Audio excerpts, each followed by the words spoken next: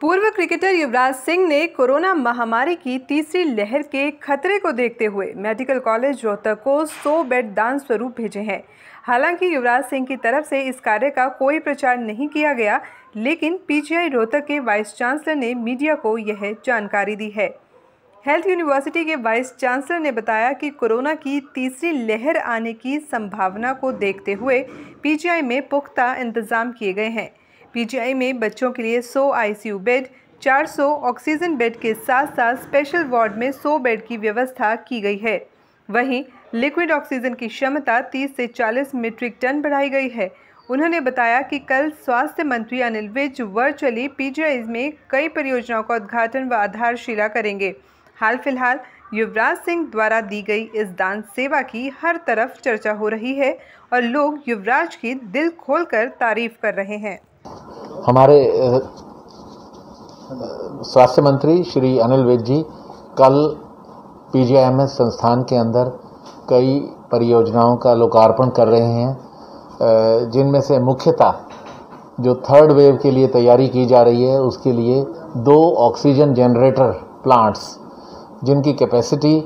1000 litres पर minute है और दूसरे की कैपेसिटी 833 लीटर्स पर मिनट है। ये दोनों कमीशन किए जा रहे हैं और इनका लोकार्पण कल किया जाएगा। इसके अलावा एक नई आईसीयू भी बनाई गई है जो शुरू में न्यूरो सर्जरी के लिए यूज़ की जाएगी, लेकिन अगर कोविड थर्ड वेव आती है तो उसके लिए भी ये आईसीयू इस्तेमाल की जाएगी। इसके अलावा इस संस्थान में हमारे पास कई सालों से एक हीमोडायलिसिस करने की सुविधा है, यूनिट है, लेकिन क्योंकि इस सुविधा के लिए डिमांड बहुत ज़्यादा बढ़ रही थी तो एक 12 बेड की haemodialysis facility public private partnership के अंतर्गत भी डेवलप की गई है, जिसके अंदर डायलिसिस करना शुरू कर दिया गया है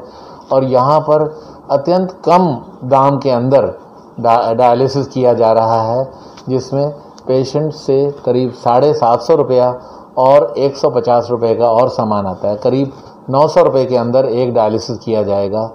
जिससे आम आदमी को बहुत फ़ायदा मिलेगा और जो सरकारी स्कीम्स के बेनिफिशियरी हैं उन्हें मुफ्त में डायलिसिस भी दिया जाएगा। इसके अलावा जो रोगियों का संक्रमण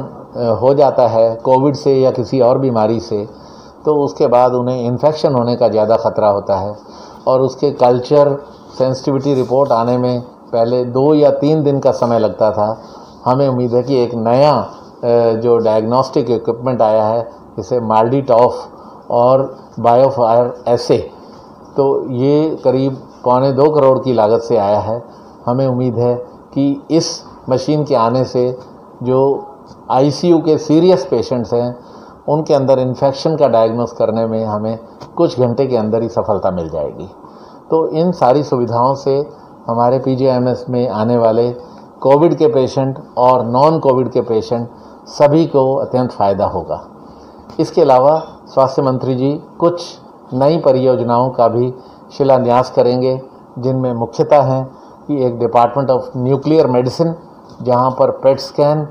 और radio nuclide investigation gamma camera की सुविधा प्रदान की जाएगी। इसके अलावा लीनियर एक्सेलरेटर के लिए एक कॉम्प्लेक्स बनाया जा रहा है। इसके अलावा एक कम्युनिटी सेंटर भी बनाया जा रहा है और एक लेक्चर थिएटर के साथ एक कन्वेंशन हॉल बनाया जा रहा है। तो ये चारों परियोजनाएं करीब 31 करोड़ की कॉस्ट के ऊपर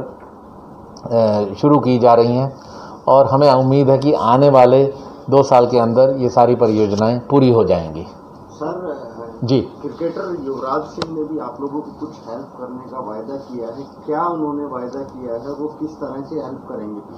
ये जो फॉर्मर क्रिकेटर युवराज जी हैं उनके नाम पर एक चैरिटेबल ऑर्गेनाइजेशन चल रही है जिसका नाम है यूवी कैन।